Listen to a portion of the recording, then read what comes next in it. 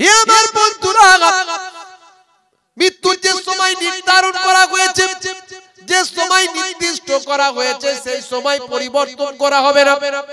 একজন পয়গম্বরের কথা বলি, নামটা হলো হযরতে সুলাইমান আলাইহিস সালাম। একজন মস্ত বড় আল্লাহর পয়গম্বর নবী সুলাইমান আলাইহিস সালাম। বাবা, ছোট্ট বয়স থেকে আল্লাহ অনেক মেধা দিয়েছিলেন, অনেক জ্ঞান দিয়েছিলেন, অনেক আল্লাহ ক্ষমতা দিয়েছিলেন, অনেক সম্মানের অধিকারী করেছিলেন। হে তরুণ যুবকেরা, নবী সুলাইমান আলাইহিস সালাম ভাই আমার কয়েকটা বিচার ছোট্ট বয়সে তিনি করে দিয়েছিলেন, যে বিচারগুলো আজকে ইতিহাস হয়ে আছে। ভাই আমার দোস্ত, আমার মুরব্বিয়ানেরা খেয়াল করুন বাবা, নবী সুলাইমান আলাইহিস সালাম ভাই আমার ওনার আব্বাজান হলো হযরতে দাউদ আলাইহিস সালাম। সেই নবী সুলাইমান আলাইহিস সালাম ছোট্ট বয়স বাবা, দাউদ আলাইহিস সালাম বাবা আব্বাজানও ছিলেন একজন বাদশা। এমন সময় একদিন এক বুড়িমা একদিন এক বুড়িমা। ভাই আমার দোস্ত আমার, হে তরুণ যুবকেরা, বুড়িমা ছিল ভালো মানুষ। হে তরুণ যুবকেরা, বুড়িমা ছিল ভালো মানুষ। সেই বুড়িমা বাড়িতে এমন সময় খাবার দাবার তৈরি করেছে, বাড়িতে ভিখারি এসেছে, মা ভিক্ষা দাও, মা একটু খেতে দাও, ও মা একটু ক্ষুধা লেগেছে খাবার দাও। বুড়িমা খাবার দিলেন, খাবার দেওয়ার পরে সেই ভিখারির পেটটা ভরলো না। বুড়িমা নিজের দুটো নিজের ভাই আমার রুটি ছিল, সেই দুটো রুটি দিয়ে দিল। দেওয়ার পরেও জিজ্ঞাসা করলো, বাবা আর কি তোমাকে ভোগ লেগেছে? বলে হ্যাঁ, আরো যদি কিছু হতো ভালো হতো। বুড়িমা দেখলো বাড়িতে আর কোনো খাবার না। হে তরুণ যুবকেরা, হে আমার মুরব্বিয়ানেরা, বুড়িমা চলে গেলেন গমটা নিয়ে একটু ভাঙানোর জন্য। বাবা, গমটা আটা করার জন্য ভাই আমার ভাঙিয়ে নিয়ে মাথায় করে নিয়ে আসছে। বাবা, গামলায় করে নিয়ে আসার সময় হঠাৎ করে একটা কোথা থেকে ঘূর্ণিঝড় এলো, সমস্ত আটাটা উড়িয়ে নিয়ে চলে গেল। গামলা মাথায় রয়ে গেল, আটা আর রইল না। গামলা রয়ে গেল। তো বুড়িমা আফসোস করতে করতে যাচ্ছে, আহারে আমার সব সর্বনাশ হয়ে গেল, আমার সব সর্বনাশ হয়ে গেল। শুনতে পেল নবী সুলাইমান আলাইহিস সালাম বাচ্চা বয়স। বুড়িমা কাঁদছো কেন? বলে আমার আটা নিয়ে যাচ্ছিলাম বাবা, কি আর বলবো, আমার আটা সব উড়ে চলে গেছে। নবী সুলাইমান আলাইহিস সালাম বললেন, বাবা বুড়িমা, আমার আব্বাজান তো পয়গম্বর, আমার বাদশা, তো আমার আব্বাজানের কাছে বিচার চাইগে যাও। কেন বাতাস উড়িয়ে নিয়ে গেল, বাতাসের বিচার করতে হবে, যাও বলো। তো বাদশা রাজ দরবারে চলে গেছেন সুলাইমান দাউদ নবীর কাছে। বাদশা তিনি গিয়ে যখন বুড়িমা বলেছে আমার বিচার চাই, নবী দাউদ আলাইহিস সালাম বলছে, বিচার আবার কি করে দেব? বাতাসের আবার বিচার হয় নাকি? এই বুড়িমার মন মিজাজ খারাপ, কাঁদছে, বড় অসহায় মানুষ। এই বাইতুল মাল থেকে এক বস্তা আটা বুড়িমার ঘরে পৌঁছে দাও। তো এক গামলা আটা উড়েছে, পেয়েছে এক বস্তা। খুশি হবে না বেজার হবে? কোনটা খুশি হয়েছে? খুব খুশি। তো নিয়ে চলে যাচ্ছে, যেতে যেতে আবার সেই ছোট্ট বাচ্চা সুলাইমান নবীর সঙ্গে দেখা। এই মা, বুড়িমা, কি ব্যাপার, তুমি খুশি হয়ে গেছো মনে হচ্ছে? হ্যাঁ বাবা, খুব খুশি, আল্লাহ তোমার ভালো করুক। এই দেখো আমার এক গামলা মাত্র আটা উড়েছিল, আমি এক বস্তা পেয়েছি। দাঁড়াও, এর থেকে যদি বেশি পাও তুমি নেবে না? বলে হ্যাঁ নেব না। মানে যদি এর থেকে বেশি পাও তুমি নেবে তো? বলে হ্যাঁ। তুমি এর থেকেও তো বেশি পেতে পারো। তুমি আগে গিয়ে আমার আব্বাকে বলো, আমার আব্বা শুধু বাদশা নয়, আমার আব্বা আবার পয়গম্বর। তা বাতাসের বিচার করতে বলো, বাতাসকে বিচার করতে, বাতাসকে ছাড়বে না একদম। কেন বাতাস উড়িয়ে নিয়ে যাবে তোমার জিনিস? দেখা গেল এর থেকে তুমি বেশি পেতে পারো। বলে তাই নাকি, বেশি পেতে পারি? বলে হ্যাঁ। চলে গেছে আবার ঘুরে গিয়ে বলছে, আমি এই আটার বস্তা নেবো না, আমি আটার বস্তা নেবো না, বরং আমি বিচার চাই। আবার বাতাসের বিচার করতে হবে। আপনি পয়গম্বর, আবার আপনি নবী, আপনি বাতাসের বিচার করে দিন, আমার কেন উড়িয়ে নিয়ে যাবে, আমি তার ফয়সালা চাই। বলে কি বিপদ বলো দেখিনি? এই তোমাকে কে শিখিয়েছে সব কথা? একটা বাচ্চা মতো ছেলে, কি নাম বলো তো? সুলাইমান। বলে ও আচ্ছা, বুঝতে পেরেছি, ডাকো। ওই তোমাকে বুঝিয়েছে এগুলো, ডাকো তুমি। ডাকা হয়েছে নবী সুলাইমান আলাইহিস সালাম এসে রাজা আব্বাজান ডাকছেন বলে হ্যাঁ তুমি বুড়িমাকে কি সব ভুলভাল বুঝিয়েছো এগুলো বলো তো হ্যাঁ বাতাসের আবার বিচার করা যায় নাকি বলে আব্বাজান কেন বিচার করতে পারবেন না আপনি তো পয়গম্বর আপনি তো নবী আপনি বাতাসকে বলুন না ডাকুন বাতাসের বিচার আপনি করুন নিশ্চয় করতে পারবেন কেন সে উড়িয়ে নিয়ে গেল কোথায় নিয়ে গেল জানা দরকার আছে না নাই আমরা জানা দরকার আছে কেন এরকম ঘটলো বুড়িমার সঙ্গে হে তরুণ যুবকেরা হে আমার বন্ধুরা শুনে রেখে দিন বাবা জেনে রেখে দেন হে মুসলমান হযরত নবী সুলাইমান আলাইহিস সালামের কথা শুনে হযরত দাউদ আলাইহিস সালাম আল্লাহর দরবারে আরজু করে দোয়া চাইতেন আল্লাহ হে আমার আল্লাহ তুমি বাতাসকে দিয়ে কোথায় এটা উড়িয়ে নিয়ে গেল বাতাস কেন এটা ওড়ালো এর বিচারটা আমি চাই বিষয়টা একটু ক্লিয়ার করলে ভালো হয় এমন সময় আল্লাহর রাব্বুল আলামিনের পক্ষ থেকে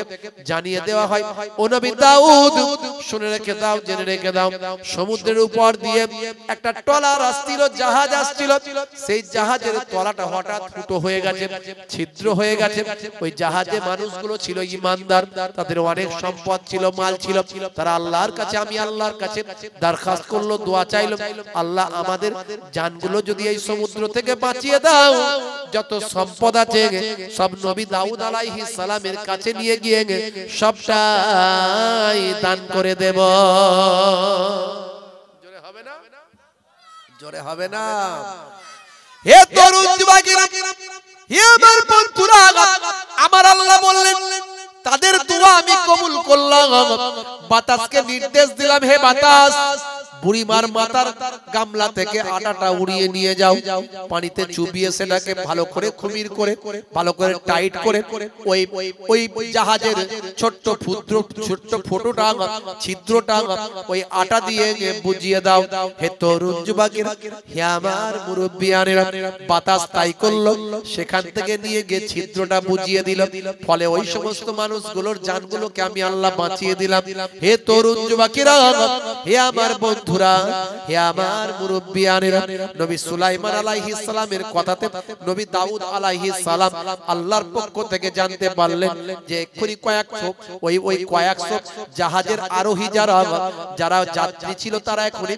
সম্পদ সহ দরবারে সব আসছেন সেই সময় নবী সুলাইমান আলাইহিস সালাম বললেন তাহলে আব্বাজান আপনি বুড়িমাকে এক বস্তা আটা দিয়ে সন্তুষ্ট করছিলেন অথচ এই বুড়িমার সামান্য আটার বদৌলতে আমার আল্লাহ একটা জাহাজকে বাঁচিয়েছেন কত সম্পদ তারা আপনার দরবারে আসছেন তাহলে এত যে সম্পদ তারা দান করবে তার একটা বড় অংশ বুড়িমা আর পাওনা আছে কিনা নবী দাউদ আলাইহিস সালাম বললেন নিশ্চয় বুড়িমাকে অপেক্ষা করতে বলো ওই জাহাজে যে সম্পদটা আসবে তারা যেটা দান করবে তার একটা বড় অংশ বুড়িমাকে দেওয়া হবে বুড়িমার এক গামলা আটার বদৌলতে প্রথমে এক বস্তা পেয়েছিল সেটা ফিরিয়ে দিল আমার আল্লাহর কুদরতি ক্ষমতায় বুড়িমা এক গামলা আটার বদৌলতে সেই জাহাজের একটা বড় অংশ সম্পদ লাভ করলে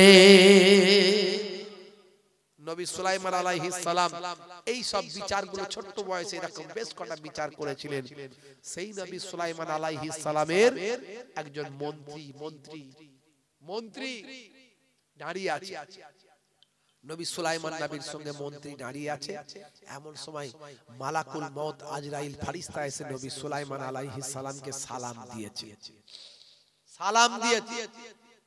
আল আজরাইল ফেরেশতার চেহারা দেখে মন্ত্রী শুকিয়ে গেছে মন্ত্রী ভয়ে কাঁপছে আজরাইল ফেরেশতা দুই একটি কথা বলে চলে গেছে চলে যাওয়ার পরে মন্ত্রী সুলাইমান নবীকে বলছে হুজুর এটা কে বলছে মালাকুল মউত আজরাইল ফেরেশতা বলে সর্বনাশ আমার ভয় এমনি লেগেছে তাড়াতাড়ি হুজুর আমি আর আপনার কাছে থাকছি না আমার বাতাসকে সুলাইমান নবী সব কিছুর উপর নিয়ন্ত্রণ করতেন বাতাস জমিন আকাশ যা কিছু আছে সব আর ওনার কাছে একটা আংটি ছিল এই আংটির ওয়াজ আমি করেছি দেখবেন পরে শুনবেন ভাইরা আমার জিন পশু পাখি সব নিয়ন্ত্রণ করতেন তো সুলাইমান নবীকে বলছে ও আমার পয়গম্বর আপনি বাতাসকে নির্দেশ করুন যাতে করে বাতাস আমাকে হিন্দুস্তানের তৎকালীন যুগের হিন্দ এই হিন্দ দেখবেন আদম নবী কিন্তু এই হিন্দের জমিনে এসেছিলেন।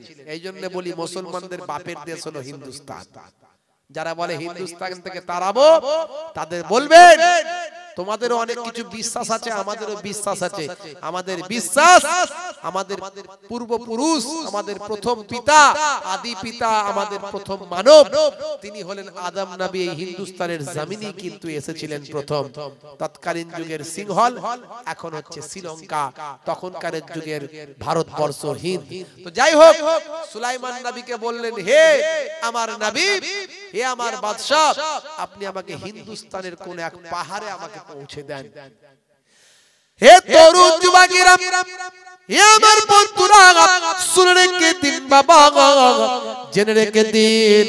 হযরত নবী সুলাইমান আলাইহিস সালাম সেই সময় বাতাসকে নির্দেশ করলেন, হে বাতাস আমার মন্ত্রীকে উড়িয়ে নিয়ে গিয়ে হিন্দুস্তানের কোন এক সুরক্ষিত পাহাড়ে তাকে অবস্থান করাও।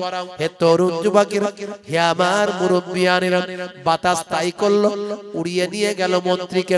কিছু সময় পর আবার মালাকুল মউত আজরাইল ফেরেশতা এসে হাজির হলেন, হয়ে বললেন ও আল্লাহর পয়গম্বর, আপনার সঙ্গে যে মানুষটা ছিল সেই মানুষটা কোথায় গেল? সেই সময় হযরত নবী সুলাইমান আলাইহিস সালাম বললেন, উনি তো আমার মন্ত্রী। বলে হ্যাঁ, যাই হোক, আপনার মন্ত্রী এখন কোথায় গেল? বলে তাকে, সে তো আপনাকে দেখে ভয় পেয়ে গেছে, ভয়ে সে আপনার ভয়েতে এখান থেকে পলায়ন করার জন্য আমার কাছে আকুতি মিনতি করেছে। আমি বাতাসকে নির্দেশ করেছি তাকে এখন হিন্দুস্তানের কোন এক বিখ্যাত পাহাড়ে গিয়ে তাকে অবস্থান করিয়েছে। বলে আমি আপনার কাছে আবার এই কারণে এলাম, আমি জানতে চাইলাম যে এর মওতটা তো হিন্দুস্তানের পাহাড়ে লেখা আছে। কিছু সময় আগে আপনার কাছে আমি দেখতে পেয়েছিলাম, তাই আমি চিন্তিত হয়ে পড়েছিলাম ব্যাপারটা কি। এর মওতটা হিন্দুস্তানের পাহাড়ে লেখা আছে, ঠিক আছে, এখনই তার মওত ঘটবে। যার যেখানে মওত আছে সেখানে সে পৌঁছে যাবে। মৃত্যু থেকে কেউ রেহাই পায়নি আর পাবে না, সময়ও পরিবর্তন হবে না। বাপজি আমার, তাই আপনাকে আমাকে মারা যেতে হবে, মৃত্যুর জন্য তৈরি হতে হবে। তার আগে নামাজটা পড়ুন, রাসূলের সুন্নতটা মেনে চলুন। বন্ধুরা আমার, নামাজ ছেড়ে দেবেন না। যদি নামাজে আসো, মুয়াজ্জিন বলে দাও আমি আল্লাহ তোমাকে কামিয়াবি দান করে দেব। হে তরুণ যুবকেরা, হে আমার বন্ধুরা, হে আমার মুরব্বিয়ানেরা, আপনাকে আমাকে নামাজে পড়তে হবে, নামাজ ছাড়লে হবে না। মুসলমানের ছেলে মুয়াজ্জিন যখন আযান দেয় হাইয়া আলাস সালাম, মুসলমানের ছেলে বলে এবার পাঁচ বাগানে পালাম। কেন রে ভাই? বলে মুয়াজ্জিন আযান দিচ্ছে, তাই যদি দেখতে পেয়ে যাই তাহলে বলবে নামাজ পড়বি আয়। তাই তাড়াতাড়ি গিয়ে পাঁচ বাগানের ঝাড়ে পুকুরের পাড়ে গিয়ে ফ্রি ফায়ার আর পাবজিটা খেলবো ভাই। হে তরুণ যুবকেরা, হে আমার মুরব্বিয়ানেরা, শুনে রেখে দিন বাবা, জেনে রেখে দিন বাবা, মুসলমানের ছেলে নামাজ ছেড়ে দিয়েছেন, রাসূলের সুন্নত ভুলে গিয়েছেন। নামাজের সময় বলে হুজুর কাজ আছে, কিন্তু কাজকে বলে না হে কাজ, নামাজ আছে। তাই তো আমি আমার কলমে একটু তুলে ধরার চেষ্টা করেছি। নামাজের ওয়াক্তটা হবে যখনই, মসজিদে চলে যাও তুমি তখনই। জোরে হবে না? নামাজের ওয়াক্তটা হবে যখনই, মসজিদে চলে যাও তুমি তখনই। ছাড়ো এবার, ছাড়ো ছাড়ো এবার, ছাড়ো এবার, ছাড়ো এই কাজ তোমারই। ছাড়ো এবার, ছাড়ো ছাড়ো এবার, ছাড়ো এবার, ছাড়ো এই কাজ তোমারই। নামাজের ওয়াক্তটা হবে যখনই, মসজিদে চলে যাও তুমি তখনই। তোমার বাঁচা আর তোমার মরা লেখেন মোর প্রভু আমারই। নামাজের ওয়াক্তটা হবে যখনই, মসজিদে চলে যাও তুমি তখনই। জোরে হবে না? আর জোরে হবে না? ফজরের সময় ঘুমিয়ে থাকি, জোহরে কি দেব কাজে ফাঁকি। ফজরের সময় ঘুমিয়ে থাকি, জোহরে কি দেব কাজে ফাঁকি।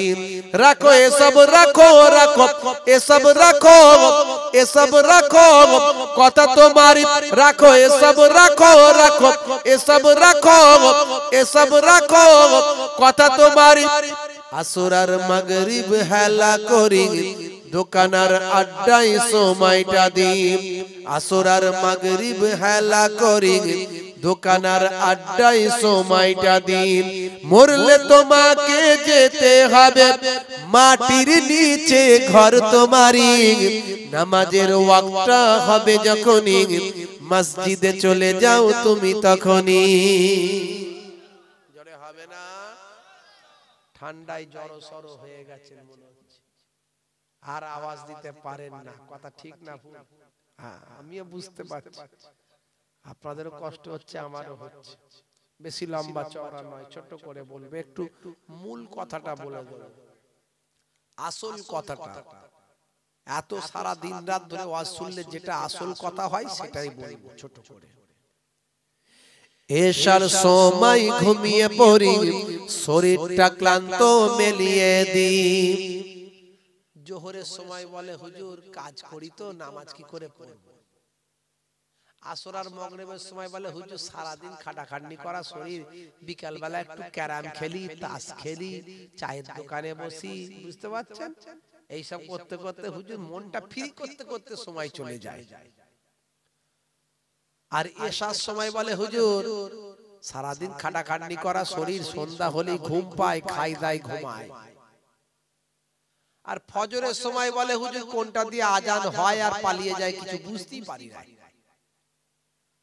তাই আমি লিখেছি এশার সময় ঘুমিয়ে পড়ি শরীরটা ক্লান্ত মেলিয়ে দিন না না এসব বলো না এসব বলো না এসব বলো না বান্দা তুমি না না এসব বলো না এসব বলো না এসব বলো না বান্দা তুমি রুজি রুটি দিচ্ছে যিনি জীবন মরণের মালিক তিনি রুজি রুটি দিচ্ছে যিনি জীবন মরণের মালিক তিনি তোমায় আমায় জীবন দিয়ে ভালো রেখেছেন প্রভু আমারই নামাজের ওয়াক্তটা হবে যখনই মসজিদে চলে যাও তুমি তখনই জোরে হবে না আর জোরে হবে না ভাইরা আমার তরুণ যুবকেরা আমার মুরব্বিয়ানেরা আমার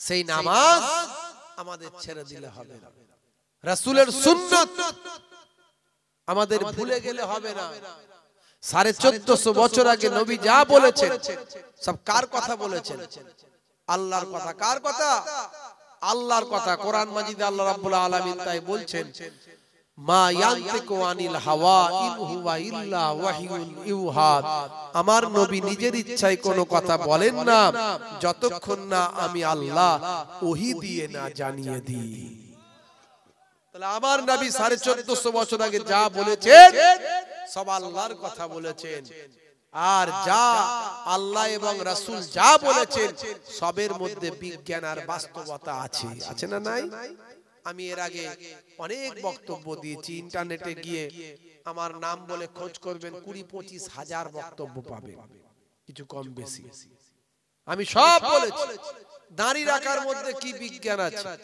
ডান দিকে কাত হয়ে ঘুমানোর মধ্যে কি সায়েন্স আছে বিজ্ঞান আছে পায়ের গিরার উপরে পোশাক পরলে কি বিজ্ঞান আছে হ্যাচ্চ করে আলহামদুলিল্লাহ বললে এর মধ্যে কি সায়েন্স আছে আমি সব বলেছি কত বলবো ইভেন আজুয়া খাজুর খেলে তার মধ্যে কি সায়েন্স আছে আমি বলেছি বসে পেচ্ছাপ করা পেচ্ছাপ করে পানি নেওয়া পবিত্র হওয়া এই সব কেলকুল এসবের মধ্যে কি সায়েন্স আছে হে তরুণ যুবকেরা হে আমার বন্ধুরা হে আমার মুরব্বিয়ানেরা শুনে রেখে দিন বাবা জেনে রেখে দেন হে মুসলমান একটুখানি খেয়াল করুন বাবা আল্লাহর নবী সোনার জবানে জানিয়ে দিলেন ইয়াকুনু ফি মাহানাতি আহলিহি ওয়া ইয়াকুমুল বাইতা ওয়া ইয়াহলিবুনা সাতাম ওয়া ইয়াখিতা সাওবাহু ওয়া ইয়াকসিফানা আলাহু ওয়া ইয়াহমিলু বিজাতিম মিনাস সুক।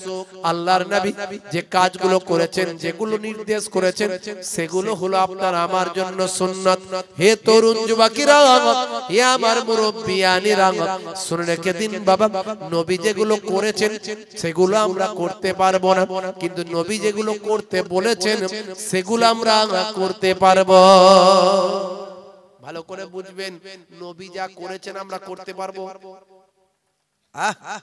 নবী আকাশের চাঁদ দুখানা করেছেন আগুনের ইশারায়, পারবেন করতে? নবী 11টা বিবাহ করেছেন, আপনার জন্য চলবে? তাহলে নবী যা করেছেন আপনি পারবেন না, নবী যেটা করতে বলেছেন সেটা পারবেন, আর এটাই হলো সুন্নাত। তাহলে আমরা হাদিস মানি, সব হাদিস মানি, কিন্তু হাদিস সব আমল করতে পারবো না।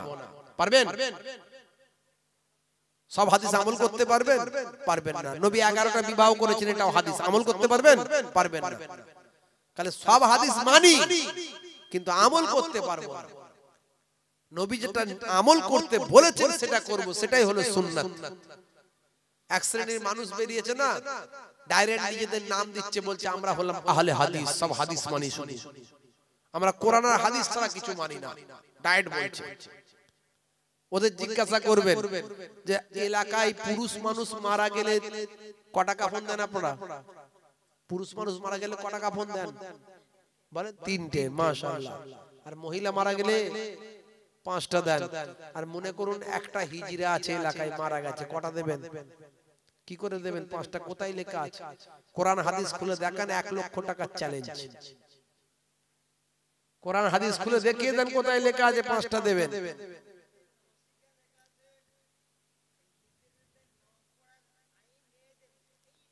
যদি মেয়েদের মতো হয় তবে, ছেলেদের মতো যদি চালচলন হয়, অনেক ছেলেদের মতো হিজড়া আছে না? সবই কি সব হিজড়ে মেয়েদের মতো চলে না ছেলেদের মতো চলে? সব মেয়েদের মতো? ছেলেদের মতো আছে, চলে দেখবেন। যে হিজড়ের মধ্যে ছেলের ভাগ বেশি পাবেন তাকে ছেলের অনুযায়ী মাসালায় আপনি 3টে আপনাকে কাফন দিতে হবে। আর যে হিজড়ের মধ্যে মেয়ের ভাগ বেশি আছে, এমন অনেক হিজড়া আছে দেখবেন তাদের ছেলের ভাগটা বেশি আছে না নাই? তাহলে আমি সেটা বড় কথা নয়, কটা কাপ আপনি পেলেন কোথায় আমাকে দেখান, কোরআন আর হাদিসে কোথায় পেলেন? নামাজ শিক্ষা তো দলিল হবে না তখন। আপনি তো বলছেন যে আমি কোরআন হাদিস ছাড়া কিছু মানি না। আপনার কথা বলছি না, যারা আহলে হাদিস দাবি করছে, আমার প্রশ্ন তাদের কাছে, বাইতুল খাল ভাই আমার, এই যে টয়লেট, পেচ্ছাপ, পায়খানা করছে, বাথরুম, টয়লেট, পটি করে কতটা পরিমাণ ধৌত করলে আপনি পবিত্র হবেন? দেখান কোথায় লেখা আছে। কতটা পরিমাণ ধৌত করলে আপনি পাক হবেন, নাপাকি থেকে তাহারাত হাসিল করবেন, কতটা পরিমাণ ধৌত করতে হবে, কোরআন হাদিসে কোথায় পাবেন দেখান। তাহলে কেন বলছেন মাযহাব মানি না, ইমাম মানি না? কেন বলছেন ফিকহ মানি না? শুধু হাদিস আর কোরআন ছাড়া কিছু মানি না, খুলে দেখাও। ঠেলাই পড়লি তো আমাদের শায়েখ এটা বলেছে। শায়েখ পেলো কোথা থেকে? শায়েখটা পেলো কোথা থেকে? মাওলানা পেলো কোথায়? আখেরি জামানা বাবাজি, কত রকমের দলমত বেরোবে, ফিতনার যুগ। 73টা দল হবে, একটা দল ডাইরেক্ট জান্নাতি, 72 দল জাহান্নাম খেটে জান্নাতে যাবে। কত রকমের ফিতনাওয়ালা বক্তা বেরোচ্ছে ভাইরা আমার, তরুণ যুবকেরা আমার, মুরব্বিয়ানেরা আমার, মুসলমান। এখন এই মুর্শিদাবাদের দিকে দেখবেন 2-1টা বক্তা বেরিয়েছে। আগে কে মোবাইল রিপেয়ারিং করতো, এখন শায়েখ হয়ে গেছে, দেখবেন ঘন ঘন ফতোয়া দিচ্ছে, শুধু কড়া ডোজ দিচ্ছে। লোকে বলছে দেখছিস, বলছে বটে। হ্যাঁ, জিজ্ঞাসা করা হলো যে আপনি তো আগে মোবাইল রিপেয়ারিং করতেন, এখন তো শায়েখ হয়ে গেছেন, তা আপনি কি পড়াশোনা করেছেন? পড়াশোনা, এডুকেশন আপনার কত দূর, কোয়ালিফিকেশন কত দূর? বলছে আমি মাদ্রাসায় পড়িনি। তো মাদ্রাসায় পড়ুনি, তুমি হারাম হালালের ফতোয়া দিচ্ছ। 17 বছর পড়ে তারপরে 2 বছর আরো স্টাডি করতে হয়, মুফতি পড়ে তবে সে ফতোয়া দিতে পারে, অপারেশন করতে পারে। আচ্ছা 17 বছর পড়লো না, মুফতি পড়লো না, অথচ অপারেশন করে দিল। মনে করুন কেউ ডাক্তারি পড়লো না, ডাক্তারি না পড়ে কেউ অপারেশন করছে, পেশেন্ট বাঁচবে? পেশেন্ট বাঁচবে? পেশেন্ট সঙ্গে সঙ্গে মারা যাবে। তাহলে ডাক্তারি না পড়ে যেমন অপারেশন করলে পেশেন্ট মরে যায়, তেমন মাদ্রাসায় 17-18 বছর না পড়লে, মুফতি ডিগ্রি না করলে, স্টাডি না করলে ফতোয়া দিলে ঈমান মরে যাবে। এখন এদের কে বোঝাবে? ঈমান মরে যাবে, ঈমান। এই জন্য বলে নিম ডক্টর খতরায় জান, নিম ডক্টর খতরায় জান, আর নিম মৌলবী খতরায় ঈমান। তো যেখানে সেখানে ছুরি চালাবে, কথা ঠিক না ভুল? বাপজি আমার দেখবেন যদি ইন্টারনেট কাজ করে শুনিয়ে দেবো। এই দেখো যদি ইন্টারনেট কাজ করে শোনাবো। ভাইরা আমার, তরুণ যুবকেরা আমার, সমাজে অনেক লোক নাম রেখেছেন আব্দুর রশিদ, আছে না? নাম আছে না আব্দুর রশিদ? এই নাম রাখা হারাম, ভালো তো চলবে না। কাঁচি চালিয়ে দিয়েছে, একদম নাই। গোলাম মাহবুদ নাম আছে না? আছে, নাম রাখা হারাম, চলবে না। জাহাঙ্গীর নাম আছে, চলবে না। শাহজাহান নাম আছে, চলবে না। ইয়াসিন চলবে না। এসব নাম রাখা চলবে না। যে নামের অর্থ হয় না সে নাম রাখা ইসলামে নাজায়েজ, চলবে না। আল্লাহর নামের আগে আব্দ শব্দ লাগানো যাবে। আল্লাহর নাম রশিদ, আল্লাহর নাম আছে নাকি? নাই। এই নামগুলো খুব সাবধান। রশিদ আল্লাহর নাম নাই বলছে। আজকে গিয়ে কোরআন শরীফটা খুলবেন, খুলে দেখবেন আল্লাহ তাআলার 99টা নাম আছে, সিফাতি নাম, যেগুলো গুণবাচক নাম। রহমান, রহিম, সত্তার, জব্বার, গফফার। শেষের দিকে দেখবেন আর রশিদ নামটা আছে। জোরে বলুন সুবহানাল্লাহ। এ বাবু এত বড় সার্জেন ডাক্তার যে রশিদ নামটা আল্লাহর আছে সেটাও জানে না, কিন্তু হারাম বলে ফতোয়া দিয়ে দিচ্ছে। তা বুঝতে পারছেন গতি কোন দিকে যাচ্ছে? বললে বলবে হুজুর এসব কথা কেন বলছেন? ঈমানটাকে বাঁচানোর জন্য বলছি, ঈমানটাকে বাঁচানোর জন্য বলছি। আমি কারো নাম ধরে বলা পছন্দ করি না, গীবত শেখায় তো পছন্দ করি না, কিন্তু আপনার ঈমানটাকে বাঁচাতে হবে।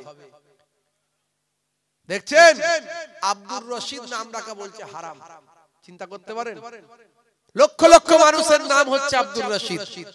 আল্লাহ তাআলার সিফাতি নামটা লক্ষ লক্ষ মানুষের আছে।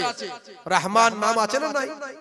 তার আগে আব্দুল কথাটা ব্যবহার করতে হয়। আব্দুল মানে হলো বান্দা, রহমানের বান্দা। এইজন্য আব্দুর রহমান, আব্দুল সত্তার, আব্দুল জব্বার, আব্দুর রশিদ বলছে হারাম। গোলাম মাহবুদ, মাহবুদের গোলাম। আমরা মাহবুদের গোলাম নাই তো কি? আমরা মাহবুদের কে? গোলামই তো। আব্দুল মানে কি? দাস। আব্দুল মানে কি? বান্দা। বান্দা মানে তো দাস, গোলাম। তো গোলাম মাহবুদ নাম রাখা বলে হারাম, নিষেধ। জাহাঙ্গীর নাম রাখা চলবে না। এখানে আছে নাকি জাহাঙ্গীর কারো? শাহজাহান। আবার অন্য একটা ভিডিওতে বলেছে যাদের এই সব নামগুলো আছে না, নতুন করে ফের আকিকা দিয়ে, মানে জবাই করতে হবে, মানে আকিকা দিয়ে নাম বদলাতে বলেছে। বুঝতে পারছেন গতি কোন দিকে গেছে? বলছি ইয়াসিন নাম রাখা চলবে না। ওই একটা ডাব ফাপ পেরে খেতে একটা বক্তা আছে না, তাকে গিয়ে বলুক না তোমার নাম রাখা চলবে না, হারাম। হ্যাঁ, হাই রে হাই, একটু বোঝার চেষ্টা করতে হবে বাপ। আমি অনেক ব্যাখ্যা দিয়েছি, আর ব্যাখ্যা দিতে পারছি না, বেশি কথা বলার সময় আমার নাই, অবকাশ নাই, একটু শুধু বোঝানোর চেষ্টা করছি। ও বলতে চাইছে শাহজাহান নাম মানে কি? জাহানের বাদশা। জাহানের বাদশা তো আল্লাহ, কোন মানুষের কেন নাম হবে? এটা ওর বক্তব্য আর কি। ও জানে না স্থান কাল পাত্র অনুযায়ী ব্যাখ্যা, মানে, মতলব, নিসবাত আলাদা হবে। মনে করুন পুকুরের পানি, কলের পানি, নদীর পানি আর জমজমের পানি এক, ওটাও তো পানি। হাউজে কাউসারের পানি এক, ওটাও তো পানি। তো ওর পানির সম্মান আলাদা, এ পানির সম্মান আলাদা। মনে করুন কেতাবুন মানে বই, মাস্টার ডিগ্রির বই, গ্রাজুয়েশনের বই, এইচএস এর বই, মাধ্যমিকের বই, আর কিতাবুন মানে বই আল কোরআন, কোরআন মাজিদও বই। তো ওই বই কোরআন মাজিদ বই আর আপনার মাধ্যমিকের বই দুটো বই এক? মনে করুন বাইতুল মানে হলো আরবিতে ঘর, আপনার বাইতুল মানে আপনার ঘর, আর বাইতুল মানে কাবা ঘর। তো কাবা ঘর আর আপনার ঘর দুটো এক? তাহলে আল্লাহ যে জাহানের কুল জাহানের নবমণ্ডল ভূমণ্ডল সমস্ত কিছু যা আছে সবের আল্লাহ রাব্বুল আলামিন বাদশা মালিক। আর এ যে শাহজাহান মানে বাদশা, এ হচ্ছে দুনিয়ার মানুষের বাদশা। তাহলে এই বাদশা আর ওই বাদশা এক নয়, কে বোঝাবে? তারপর ডাইরেক্ট আব্দুর রশিদ গোলাম মাহবুব নাম রাখা হারাম বলছে, বুঝতে পারছেন? তো এই সব যদি ফতোয়াবাজি করে, জিজ্ঞাসা করলে দেখা যাবে এদের মুফতি ডিগ্রি নাই। ফতোয়াটা দেয় কি করে? এমএস ডিগ্রি ছাড়া অপারেশন করতে পারবে? এমএস মাস্টার অফ সার্জন, এই সার্জন ডাক্তারিতে সার্জন হলে তবে সে ছুরি চালানোর হুকুম পায়। আর এই আমাদের ইসলামিক ব্যাপারে যে মুফতি হবে, মুফতি ডিগ্রি পাওয়ার পরে তবে সে ইসলামিক রুলস আইনের উপর ছুরি চালাতে পারে, কেটে বাদ দিতে পারে।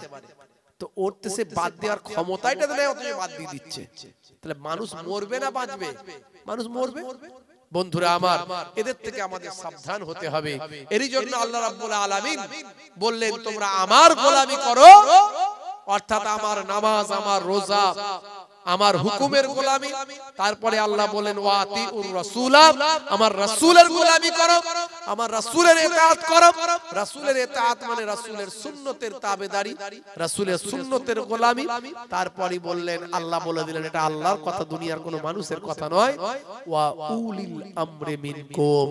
তারপরে আল্লাহ বললেন, তোমাদের সেই জামানার উলিল আম যারা হবে, যারা আল্লাহ এবং রাসূলকে সঠিকভাবে পেয়েছে, ওই সমস্ত উলিল আম আল্লাহর ওলি বান্দা, আলেমে হাক্কানি বান্দাদের তোমরা তাবেদারি করো, গোলামি করো। জোরে বলুন সুবহানাল্লাহ। আমি নিজে আলেম হতে পারিনি, কিন্তু আমি একটা আলেমের গোলামি করলে তার মানে আমি সঠিক জিনিসের গোলামি করলাম। কথা ঠিক না ভুল? দুনিয়ার জমিনে, দুনিয়ার জমিনে মাধ্যমিক, এইচএস, উচ্চ মাধ্যমিক করতে গেলে আপনাকে একটা মাস্টারের কাছে যেতে হয়। কথা ঠিক না ভুল? একটা মাস্টার না ধরলে গ্রাজুয়েশন পাস করা যাবে? আপনি ইকোনমিক্স বুঝতে পারবেন টিচার ছাড়া, ম্যাথমেটিক্স বুঝতে পারবেন, বীজগণিত বুঝতে পারবেন, আপনি ফিজিক্স বুঝতে পারবেন, কেমিস্ট্রি বুঝতে পারবেন টিচার ছাড়া? এমনি এমনি বোঝা যাবে বাবা? বুঝতে পারবেন না। তাহলে আপনাকে দুনিয়ার বিদ্যা অর্জন করতে গেলে টিচার লাগে। আল্লাহ এবং রাসূলের দেওয়া জ্ঞান অর্জন করবেন আপনি টিচার ছাড়া, এমনি এমনি বুঝে যাবেন হয় কখনো? কে বললো আপনাকে আপনি পেয়ে যাবেন? অত সহজ? এরা বলছে কোনো অসুবিধা নাই, আমরা এমনি এমনি পেয়ে যাব, আমরা ডাইরেক্ট আল্লাহকে ধরবো। বুঝতে পারছেন? হে তরুণ যুবকেরা, এই জন্য আমরা আল্লাহর ওলিদের অনুসরণ করি, আল্লাহর আলেম বান্দাদের অনুসরণ করি। আমার আল্লাহ কোরআন মাজিদের মধ্যে জানিয়ে দেন, ইয়া আইয়ুহাল্লাযীনা আমানুত্তাকুল্লাহা ওয়া কুনু মা'আস সাদিকিন। হে বিশ্বাসী বান্দারা, তোমরা আমি আল্লাহকে ভয় করো এবং সত্যবাদীদের সঙ্গী হয়ে যাও। সত্যবাদী কারা? বুকে হাত দিয়ে চিন্তা করুন তো, আমরা কি সত্যি সত্যবাদী হতে পেরেছি? জীবনে কতগুলো সত্য কথা বলেছি আর মিথ্যা কথা বলেছি, একটু চিন্তা করুন। আল্লাহ বললেন সত্যবাদীদের সঙ্গী হতে। এটা কার অর্ডার? ভালো করে বুঝবেন ঠান্ডা মাথায়।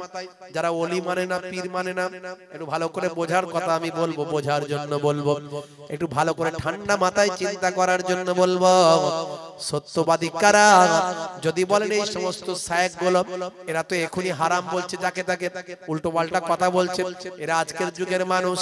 এরা যখন তখন কথা ঘুরিয়ে ফেলে, পেঁচিয়ে ফেলে, বিভিন্ন রকম হিংসাত্মকমূলক কথা কথা স্টেজে বসে বসে বলে, গীবত শিকায়েত করে, চগলখড়ি করে, এক বক্তা আর এক বক্তাকে খারাপ বলে, আছে না নাই? এক বক্তা আর এক বক্তার প্রতি হেয় প্রতিপন্ন করে, এক বক্তা আর এক বক্তার প্রতি ভাই আমার খারাপ আচরণ করে, এক মানুষ আর এক মানুষের প্রতি গীবত শিকায়েত করে। তাহলে এরা সত্যবাদী না গাউসে আজম আব্দুল কাদের জিলানী বাবা বড় পীর সাহেব তিনি সত্যবাদী? সত্যবাদী। খাজা গরিব নওয়াজ মাইনুদ্দিন চিশতি সত্যবাদী। মনে রাখবেন বাবা, এরা সত্যবাদী না। আপনারা আমার পীর জামানার মুজাদ্দিদ পীর আবু বকর সিদ্দিক রাহমাতুল্লাহ আলাইহি সত্যবাদী। এরা সত্যবাদী না আপনারা আমার পীর মোহসেন ভাই আমার আল্লামা বসিরার হুজুর সত্যবাদী? সত্যবাদী কারা? বুকে হাত দিয়ে চিন্তা করুন তো বাপ, এটা আল্লাহর ওয়াদা, যাই তাই কথা নয়। আল্লাহ বলছে সত্যবাদীদের সঙ্গী হও। কোরআনে যদি না থাকে 1 লক্ষ টাকা চ্যালেঞ্জ করে যাচ্ছি, হেরে যাব। কোরআনে যদি না থাকে কোন হাফেজ সাহেব মাওলানা সাহেবকে ডাকুন, কোরআনে আছে কি নাই। আমার আল্লাহ রাব্বুল আলামিন কোরআন মাজিদে বলছেন, ইয়া আইয়ুহাল্লাযীনা আমানুত্তাকুল্লাহ ওয়া কুনু মা'আস সাদিকিন। হে বিশ্বাসী বান্দারা, তোমরা আমি আল্লাহকে ভয় করো, সত্যবাদীদের সঙ্গী হয়ে যাও। সত্যবাদীর ব্যাখ্যা কি? কার সঙ্গী হতে বলছে আল্লাহ? তোমার সঙ্গী? জীবনে তো সারা জীবন কত যে মিথ্যাবাদী চিটিংবাজি করেছো, কোনো ঠিক নাই, তুমি সত্যবাদী? হ্যাঁ, তা সত্যবাদী কে? সত্যবাদী মানে আল্লাহর ওলি বান্দা, যারা সত্যি জীবনে কোনো মিথ্যা কথা বলেন না। বাইজিদ বোস্তামি রাহমাতুল্লাহ আলাইহি ছোট্ট বয়স, মা বলেছে, বাবা বাইজিদ আমাকে একটু পানি পান করাতে পারিস বাবা? মাগো নিশ্চয় তুমি বলেছো পানি পান করাবো না, মানে এখনই পানি পান করাচ্ছি। বাইজিদ ছোট্ট বয়সে জানে মায়ের পায়ের তলায় সন্তানের জান্নাত, মায়ের পায়ের তলায় সন্তানের জান্নাত। বিশ্বনবী বলেছেন, দয়ার নবী বলেছেন, ইযহাব ফাআকরিমহা ফাইনাল জান্নাতা তাহতা রিজলাইহা। যাও তুমি তোমার মায়ের সম্মান করো, কারণ তোমার মায়ের পায়ের তলায় তোমার জান্নাত। জোরে হবে না? আর জোরে হবে না? মুসলমানের ছেলে মাকে কষ্ট দেয়, আছে না নাই? মাকে কষ্ট দেয়, আছে না নাই? আলকামা রাদিয়াল্লাহু তাআলা আনহু একজন সাহাবী হয়েও মায়ের মনে দুঃখ লেগে গিয়েছিল, তার ইন্তেকালের সময় কালেমা নসিব হচ্ছিল না। কথা ঠিক না ভুল বলেন? আপনারা শুনেছেন ওয়াজের মধ্যে? কি গো, শুনেছেন না শোনেননি? বাপ আমার, বন্ধুরা আমার, মুসলমানের ছেলে মাকে কষ্ট দিয়ে দেয়। আহারে, মা হলো আমার হৃদয়ের আলো। আমারই লেখা আর কি, মাঝে মাঝে একটুখানি সময় পেলে কলম চালাই। জননীর মুখ দেখে মন করে ভালো, মায়ের আঁচলেতে কত মুখ মুছেছি, যখনই মুখে হাতে নোংরা দেখেছি। মা আমার কান্নায় বিচলিত হয়ে যায়, সন্তানের চোখে পানি বুকটা ফেটে যায়। মায়ের কদমেতে জান্নাত জানো কি, সেই কদমে তুমি চুম্বন করো কি। আরো কত সম্মান মায়ের জানো কি, জানলে এ জীবন তুমি তা মানো কি। জোরে হবে না? আর জোরে হবে না? জননী মায়ের স্মৃতি আজও বুকে বয়ে যায়, কষ্টের দিনগুলো আজও মনে পড়ে যায়। জননীর অনাহারে দিন রাত কেটে যায়, তবু যেন সন্তান খালি পেটে না রয়। মা হলো তোমার দুনিয়াতে জান্নাত, মা রাজি না বলে পাবে তুমি দোজখ। এই কথা তুমি আজও মানো কি, মানলে মায়ের সেবা করো কি। এটা হলো আল্লাহর নির্দেশ জানো কি, জানলে সে বিধান তুমি তা মানো কি? জোরে হবে না, আর জোরে হবে না। মা ছিল এক গো আলকামা সাহাবীর, বড় ভালোবাসতো পুত্র ওর বেনাজির। মায়ের হৃদয়ে ব্যথা লেগে যায় যখনই, মা বলে প্রভু আমি তার জননী। হাত দুটো তুলে মা খোদাকে জানাই, বড় ব্যথা পেয়েছি ও গো প্রভু দয়াময়। ইন্তেকালে তার দেখো কি ঘটে যায়, সাহাবীর কালেমা নসিবে না হয়। নবীজির ওসিলায় মা তাকে ক্ষমা দেয়, কালেমা পড়ে তার রূহ পাখি উড়ে যায়। জোরে হবে না, আর জোরে হবে না। মা হলো আল্লাহর বড় এক নিয়ামত, দুনিয়ার সন্তান করো তার খিদমত। মায়ের দোয়াতে বাইজিদ ওলি এক, আল্লাহর দেওয়া মা, মা হলো রহমান। জোরে হবে না। মোহে বলে যে আবার, মা হলো পৃথিবীর সেরা সবার। মায়ের মনেতে যেন দুঃখ না লেগে যায়, দুনিয়া আখেরাতে বরবাদ হবে ভাই। আছে কেউ এমন দোয়াটা পেতে চায়, তাড়াতাড়ি মাকে খুশি যেন করে দেয়। জোরে হবে না। বন্ধুরা আমার, তরুণ যুবকেরা আমার, ছোট্ট বাচ্চা বয়স বাইজিদ বোস্তামি রাহমাতুল্লাহ আলাইহি, ছোট্ট বাচ্চা বয়স। মা বলেছিল বাবা বাইজিদ রে, বড় পিপাসা পেয়েছি, শরীরটা খারাপ, একটু পানি পান করাতে পারিস বাবা, একটু পানি পান করাতে পারিস? মা গো পানি পান করাবো না, তুমি রেস্ট নাও মা, আমি এখনই পানি পান করাচ্ছি। হে তরুণ যুবকেরা, হে আমার বন্ধুরা, শুনে রেখে দিন বাবা, জেনে রেখে দেন। এমন সময় দেখতে পাওয়া যায় হযরতে বাইজিদ বোস্তামি রাহমাতুল্লাহ আলাইহি, ছোট্ট বয়স বাচ্চা বয়স বাবা, কলসিতে গিয়ে দাঁড়িয়ে দেখলেন পানি নাই। মা আমার পানি চেয়েছে রাতের বেলা, আহারে মা আমার পানি চেয়েছে। ছোট্ট বাচ্চা মাকে এতটা মহব্বত করেন, নবী বলেছেন মায়ের পায়ের তলায় জান্নাত। হে তরুণ যুবকেরা, সন্তান থাকতে পারলেন না, অনেকটা দূরে রাতের অন্ধকারে পানি আনতে চলে গেলেন। পানি যখন নিয়ে আসলেন, পানি কষ্ট করে যখন ওই বয়সে পানিটা যখন নিয়ে ফিরলেন, ফিরে দেখেন হাই রে হাই, আম্মা জান ঘুমিয়ে গেছে। হে তরুণ যুবকেরা, আম্মা জানকে যদি ঘুম থেকে তোলা হয়, আম্মা জানের কষ্ট হয়ে যেতে পারে, শরীরে ব্যাঘাত লাগতে পারে। মাথার গোড়ায় এক গ্লাস পানি নিয়ে চুপটি মেরে দাঁড়িয়ে আছেন।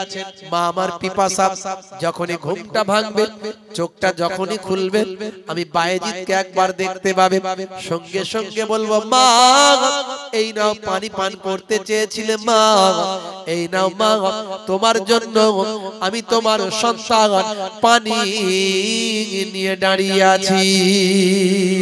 এইভাবে হযরতে বাইজিদ ছোট্ট বয়স বাবা দাঁড়িয়ে আছে পানি নিয়ে। হে তরুণ যুবকেরা, হে আমার মুরব্বিয়ানেরা, শুনে রেখে দিন বাবা, জেনে রেখে দিন বাবা, এইভাবে পানি নিয়ে দাঁড়িয়ে দাঁড়িয়ে দাঁড়াতে দাঁড়াতে ফজর হয়ে গিয়েছে বাবা। মায়ের কানেতে কর্ণপ্রহরে আওয়াজ আসলো, আজানের শব্দ ধ্বনি ভেসে আসলো, আসসালাতু খায়রুম মিনান নাওম। আসসালাতু খায়রুম মিনান নাওম,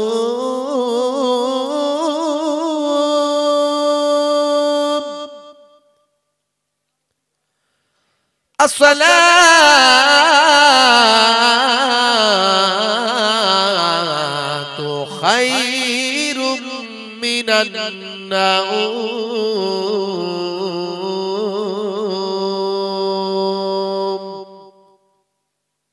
নিদ্রা অপেক্ষা নামাজ উত্তম।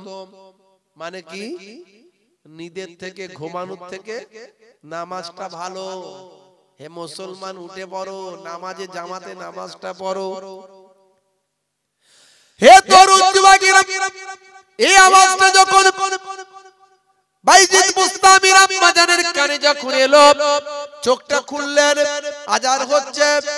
চোখটা খুলে দেখেন সন্তান সামনে দাঁড়িয়ে আছে পানি নিয়ে। বাবা বাইজিদ, কি ব্যাপার বাবা, দাঁড়িয়ে আছো কেন? মা গো মা, তুমি সন্ধ্যাবেলায় বলেছিলে বাবা, বাবা বাইজিদ একটু কি পানি পান করাতে পারিস?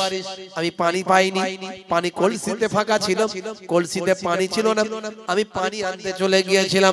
পানি যখন নিয়ে ফিরলাম মা, ও মামা, আমি এসে দেখলাম তুমি ঘুমিয়ে পড়েছো।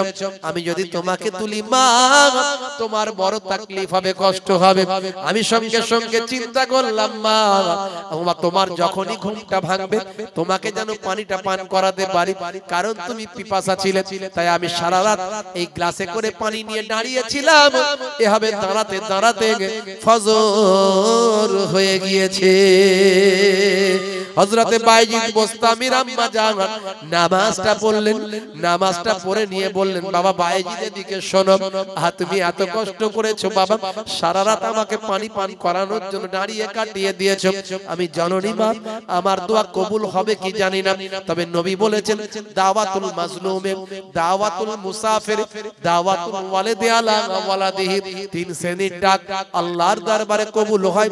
তার মধ্যে এক শ্রেণী হলো বাপ মায়ের দোয়া আল্লাহর দরবারে কবুল হয়। বাবা বাইজিদ শুনে রেখে দাও, আমার দোয়া কবুল হবে কি জানি না, তুমি আমার হকটা আদায় করার চেষ্টা করেছো, তোমার জন্য কি দোয়া করব? আল্লাহর দরবারে দোয়া চাই, যদি আমি মা আমার দোয়া কবুল হয়, তোমাকে আমার আল্লাহ সুলতানুল আরেফিন বানিয়ে দেন। ওলিয়া উলিয়াদের একটা ক্যাটাগরি হলো আরেফ, এই আরেফিনদের সুলতান বাদশাহ আল্লাহ তোমাকে করে দিন। পরবর্তীকালে বাইজিদ বুস্তামি রাহমাতুল্লাহ আলাইহি এত বড় আল্লাহর ওলি হয়েছিলেন, আমার আল্লাহ তাকে সুলতানুল আরেফিনের মর্যাদা দান করেছিলেন। বন্ধুরা আমার, তরুণ যুবকেরা আমার, মুরব্বিয়ানেরা আমার, কি আল্লাহ মর্যাদা দিয়েছে ওলিয়া উলিয়াদের। তারা এমনি ওলি হয়নি বাবা, সত্যবাদী। তারা ছোট্টবেলা থেকেই সত্যবাদী। বড় পীর আব্দুল কাদের জিলানী ওয়াজ মনে আছে বাবা? 6 বছর বয়সে মাদ্রাসায় পড়তে বাগদাদে যাচ্ছেন, জিলান থেকে মা জামার সঙ্গে, আস্তিনের সঙ্গে 80টা টাকা, আবু সালে মুসা জঙ্গি দোস্ত ইন্তেকালের আগে 80টা টাকা রেখে দিয়ে ইন্তেকাল করেছেন। দুটো ভাই, মা বললে আব্দুল কাদের তোমার ভাগে 40টা টাকা আর তোমার ভাইয়ের ভাগে 40টা টাকা, এই নাও তুমি 40টা টাকা নিয়ে তোমাকে আমি বিদায় দিচ্ছি, যাও ওয়াকফে লিল্লাহ করলাম, তুমি মাদ্রাসায় যাও। অনেক ঘটনা, আমি সেসব ঘটনা বলতে যাচ্ছি না। বগলে জামার সঙ্গে ভিতরে সেলাই করে দিয়েছে মা। যাওয়ার পথে ডাকাতেরা, রাস্তায় ডাকাতেরা ঘিরেছে, সমস্ত যত সঙ্গীরা ছিল সবাইকে টাকা পয়সা ছিনিয়ে নিয়েছে, মেরে ধরে ছোট্ট বাচ্চা আব্দুল কাদেরকে ডাকা হয়েছে, এই বাচ্চা বলো তোমার কাছে কি আছে, কি আছে? গাউসে আজম বাবা বড় পীর আব্দুল কাদের জিলানী ডাকাত দলদের কাছে বলল, বাবা আমার কাছে 40টা টাকা আছে, বগলের সঙ্গে জামার তলায়, বগলের নিচে জামার ভিতরে, জামার সঙ্গে আস্তিনের ভিতরে সেলাই করা 40টা টাকা আছে। ডাকাত দল বলল, আমাদেরকে বোকা বানাচ্ছে, ছাড়ো তো, ওর কাছে কিছু নাই। বিশ্বাস করলো না। ডাকাত দলের সর্দার বলছে, এই সবাইয়ের কাছ থেকে নিয়ে এসছো তো? বলে আমাদের নেতা জাপনা সবার কাছ থেকে নিয়ে এসেছি, একটা বাচ্চা ছেলে আমাদেরকে এই কথা বলেছে, তাই নাকি? বলে হ্যাঁ, ডাকো তাকে। হে তরুণ যুবকেরা, হে আমার বন্ধুরা, হে আমার মুরব্বিয়ানিরা, শুনে রেখে দিন বাবা, হে মুসলমান একটু লক্ষ্য করুন। এমন সময় দেখতে পাওয়া যায় বাবা, হে জওয়ান যুবকেরা, ডাকাত দলের সর্দার ছোট্ট বাচ্চা আব্দুল কাদের জিলানীকে বলতে লাগলেন, বাবা ছেলে, আচ্ছা বলো তো বাবা, সত্য কথা বলো, আমাদেরকে বোকা বানানোর চেষ্টা করলে তুমি কিন্তু শাস্তি পাবে, সত্য কথা বললে তোমাকে ছেড়ে দেব, তোমার সঙ্গে আমাদের কোনো ঝামেলা নাই, বলো বাবা ছেলে, আচ্ছা সত্য করে বলো, তুমি যে সবাইকে যে কথাটা বলেছো এটা কি সত্য কথা? সেই সময় হযরতে গাউসে আজম বাবা বড় পীর আব্দুল কাদের জিলানী সেই সময় বলেছিলেন, হে ডাকাত দলের সরদার, আমি কখনো মিথ্যা কথা বলি না, যখন কথা বলি সবই শুনে রেখে দিন বাবা। ডাকাত দলের সর্দার বলল, ঠিক আছে পরীক্ষা করা হবে, জামাটা খোলো দেখি, গেঞ্জিটা খোলো দেখি। দেখা যায় জামার নিচে গেঞ্জির ভিতরে আস্তিনের ভিতরে সেলাই করা 40টা টাকা বের হয়ে আসছে। ডাকাত দলের সর্দার বলল, বাবা ছেলে, সবই বুঝলাম, তুমি এত সুন্দর কায়দায় টাকা রেখেছো, অথচ তুমি সত্য কথা বললে, কেসটা কি? যদি তুমি বলতে আমাদের কাছে আমার কাছে কিছু নাই, তাহলে তো তোমার টাকাটা বেঁচে যেত, তোমার টাকাটা আর মার খেত না। সেই সময় বড় পীর আব্দুল কাদের জিলানী বাচ্চা বয়সে বলেছিলেন, বাবা হে ডাকাত দলের সর্দার, টাকা আমার যাক চলে যাক, অসুবিধা নাই, মিথ্যা আমি বলতে পারবো না। আমার মা আমাকে বলেছিলেন, বাবা আব্দুল কাদের, আমি তোমাকে সফরে ছেড়ে দিলাম, তুমি মাদ্রাসায় পড়তে যাচ্ছ, মনে রাখবে জীবনে যে কোনো অবস্থায় পড়ো না কেন, কখনো তুমি মিথ্যা কথা বলবে না। জোরে হবে না? আল্লাহ রাব্বুল আলামিন কোরআন মাজিদের মধ্যে বলেন, ওয়াইস্তানিবু কাউলাসুর, তোমরা মিথ্যা থেকে পরহেজ করো, মিথ্যার আশ্রয় নিও না। কিন্তু আজকে মুসলমানের ছেলে ঘন ঘন মিথ্যা কথা বলে, যেখানে না বললেও নয় সেখানে বলে, ওই কথাতেই মিথ্যা কথা বলে, মোবাইলে কত মিথ্যা কথা বলে। মনে রাখবেন, মিথ্যার আশ্রয় নেবেন না, মিথ্যা হলো সমস্ত গুনাহের মা। প্রয়োজনে চুপ করে থাকুন, প্রয়োজনে ঘুরিয়ে কথা বলুন, তবু ডাইরেক্ট মিথ্যা কথা আপনি বলবেন না। বড় পীর আব্দুল কাদের জিলানী এই ছোট্ট বয়সে মিথ্যা কথা বললেন না। ভাই আমার, দোস্ত আমার, ডাকাত দল অবাক হয়ে গেল, ডাকাত দল অবাক হয়ে গেল বাবা। তাই কবি কবির ভাষায় বলেছেন, শুনো রে ভাই মোমেন, বড় পীরের শান, আব্দুল কাদের জিলানী গাউসো জাহার নাম। বড় পীরের বয়স যখন 6 বছর হলো, মাদ্রাসায় যাইবেন বলে বড় পীর চলিল, আর মিথ্যা না বলি ভাই, এ যে মায়ের দান। বড় পীর আব্দুল কাদের জিলানী গাউসো জাহার নাম। পথের মাঝে জিজ্ঞাসিল, কি আছে তোর কাছে? পথের মাঝে জিজ্ঞাসিল, কি আছে তোর কাছে? বললেন 40টি মোহর আছে হস্ত নিকটে। তাই সত্য কথা শুনে ডাকাত দল ঈমান আনিল, সত্য কথা শুনে ডাকাত দল ঈমান আনিল। শুনো রে ভাই মোমেন, বড় পীরের শান, আব্দুল কাদের জিলানী গাউসো জাহার নাম। জোরে হবে না? সত্যবাদী এনারা, এনারা হলো সত্যবাদী। তাহলে আল্লাহ রাব্বুল আলামিন সত্যবাদীদের সঙ্গী হতে বলেছে, অর্থাৎ আল্লাহর ওলিদের সঙ্গী হতে বলেছেন। জোরে বলুন সুবহানাল্লাহ। তাহলে আমরা সঙ্গী হব কার? আল্লাহর ওলিদের সঙ্গী হব। একটু বোঝার চেষ্টা করবেন, ওয়াজ নামাজ ছেড়ে দেবেন না, রাসূলের সুন্নাত ভুলে যাবেন না। ভাইরা আমার, অনেক সুন্নতের কথা আমি বলেছি, আর নামাজ সুন্নত যা কিছু করবেন ভাই আমার সত্যবাদী আল্লাহর মাহবুব বান্দাদের দেখানো পথে করবেন, অর্থাৎ সত্যবাদীদের সঙ্গী হয়ে সত্যবাদী আল্লাহর ওলিরা যেভাবে করেছেন সেভাবে নামাজ সুন্নত গুলো পালন করবেন, জীবন ধন্য হয়ে যাবে। দেখবেন কোনো ঝগড়া হবে না, হাত এখানে বাঁধবে না ওখানে বাঁধবে, দোয়াটা এভাবে চাইবে না ওইভাবে চাইবে। যত দিন যাচ্ছে ঝামেলা বেড়ে যাচ্ছে, কথা ঠিক না ভুল? হাতটা তুলে মোনাজাত করবে, হাতটা নামিয়ে করবে, দরুদ শরীফ এইটা পড়বে না ওইটা পড়বে, দাঁড়িয়ে কিয়াম করবে না, দাঁড়িয়ে নবীকে সালাম দেবে না বসে দেবে। এত ঝামেলা আসবে না যদি আপনি সত্যবাদীদের সঙ্গী হয়ে যান, অর্থাৎ আল্লাহর ওলিরা যেমনটি করেছেন তেমনটি করব, কোনো ঝগড়াও নাই ঝামেলা নাই। এই ভাই তুই তোর নিয়ে থাক আমি আমার নিয়ে থাকি, ব্যাস ঝামেলা মিটে গেল, কথা ঠিক না? আল্লাহর ওলিদের দেখানো পথে চল। হে তরুণ যুবকেরা, হে আমার বন্ধুরা, শুনে রেখে দিন বাবা, জেনে রেখে দেন মরতে আমাদের হবে, মৃত্যু ছাড়া কেউ রেহাই পাবো না বাবা। কুল্লু নাফসিন যায়কাতুল মউত, মৃত্যুর আস্বাদ সকলে গ্রহণ করতে হবে বাবা। যদি দোয়ার দ্বারায়, তদবিরের দ্বারায়, আল্লাহর কালামের দ্বারা মানুষ বেঁচে থাকতো তাহলে ওলিয়া উলিয়ারা মারা যেত না। আর যদি ট্রিটমেন্টের দ্বারাই, ডাক্তারির দ্বারাই মানুষ বেঁচে থাকতো তাহলে ডাক্তাররা বেঁচে থাকতো না। ঔষধের দ্বারাই মানুষ বেঁচে থাকলে ডাক্তাররা বেঁচে থাকতো না।